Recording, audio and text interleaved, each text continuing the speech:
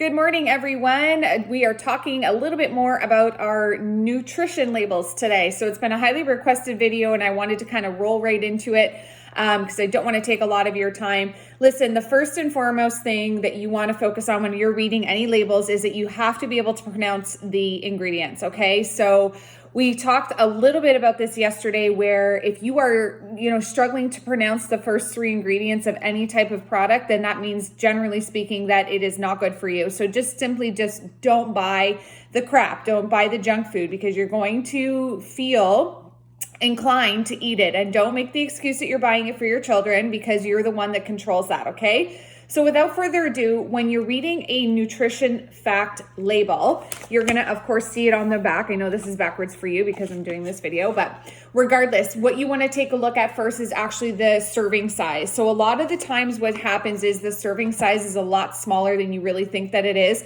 So for instance, I'm gonna take Rice Krispies, for example. If you go over to the label, it's per 1 cup, okay? And then if you actually see to the right-hand side, they give you two options. One was with milk, the other one is just the cereal on its own. So the serving size here is 1 cup. And what happens usually is that we fill our bowl, and I know this is a large bowl, but we fill our bowl kind of to the top and then we put whatever type of milk that we want in there. And we're not paying any attention to the serving sizes, whereas my phone is falling. Whereas this is actually the portion size, it is a cup. Okay, so it's a very big difference. And again, we're not all about measuring our food, but it is about awareness of how much you're actually eating. Because if you are wanting to lose weight, then of course your calorie counting is going to be important to you. Just don't become obsessive with it, like I said. So that's the first part. You really want to pay attention to what that serving size actually is. And even if you have to sort of eyeball it, or take a measurement at the beginning, and then if you eat the same things over and over again, at least you have a good ballpark measurement for that, okay? So that's the first part. The second part, as you go down here, you're gonna see the calorie counts. Now, if you go to the far right, what it usually is it's based on a daily value of about 2,000 calories a day. I will be very stern when I say this, that the nutrient levels for people, depending on their lifestyle, are different for everybody. So if you're an athlete, if you are, like us, where we're working out constantly, if you live a sedentary lifestyle where you're sitting on the couch, obviously your nutrient requirements are going to be a lot different. So the daily value is based on about a 2,000 a day calorie diet, but give or take a few different products. So just be careful with that. Generally speaking, it's going to actually tell you that somewhere on the label. This one, of course, does not. So just use that as a rule of thumb for the 2,000 calories a day. So when you go further in, the serving size here is 160 calories with milk, okay? But as you go further down on the label, you're going to notice the macronutrients, which are your carbohydrates, your proteins, and your fats. We all know that these things are, super important.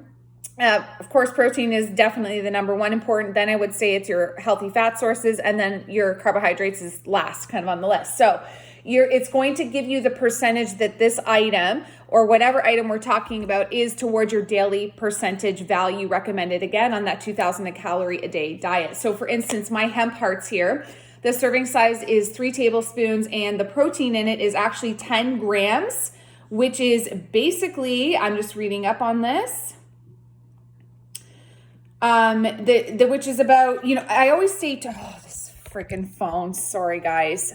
I always say too, when you're having a snack, you want to make sure your protein is around 10 grams or so. Whereas if you're having a full meal, it's got to be around that 30 gram mark. So you just want to make sure that you're eating, around that 100 grams of protein a day. So this would be about 10%.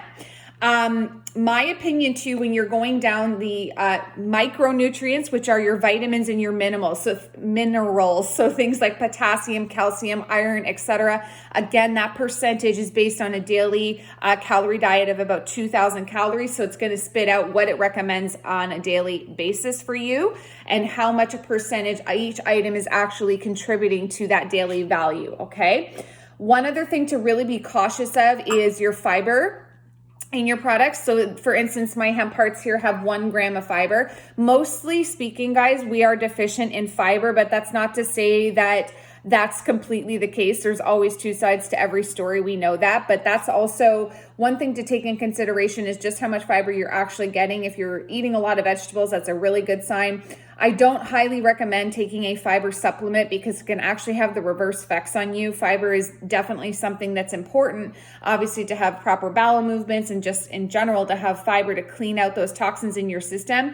But if you're eating too much fiber, you're actually going to get backed up. So it's got the whole like complete reverse effect. Okay. And there's probably an underlying thing going on with your stomach health, your probiotics, your gut health, your pH levels, stuff like that. And again, lack of sleep, which would be really contributing to you not having a normal bowel movement.